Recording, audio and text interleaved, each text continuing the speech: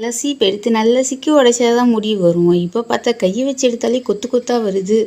சரி, உடனே கூகுள் குட்டப்பாக்கிட்டேன், என்ன இவ்வளோ முடிகள்லாம் கொட்டுது திடீர்னு கேட்டால், அது உங்களுக்கு இரும்பு சத்து கம்மியாக இருக்கும், அதனால தான் அப்படிங்குது.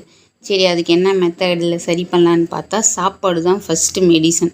நீங்கள் முருங்கைக்கீரை சம்மந்தப்பட்டது, முருங்கைக்கீரை காய் பூ இதெல்லாம் சாப்பிட்டிங்கன்னா அது சரியாகும் அப்படின்ற மாதிரி வந்தது. சரி, உடனே நம்ம வீட்டுக்கு பின்னாடி இருக்கிற மரத்துக்கு போயாச்சு.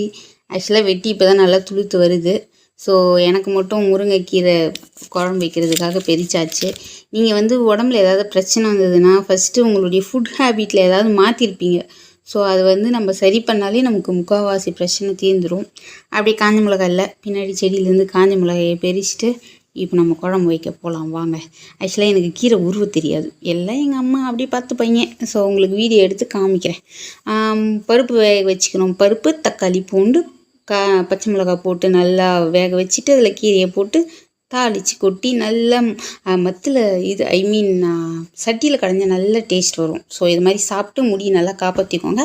அப்படியே மறக்காமல் நம்ம சேனலை சப்ஸ்கிரைப் பண்ணிவிடுங்க.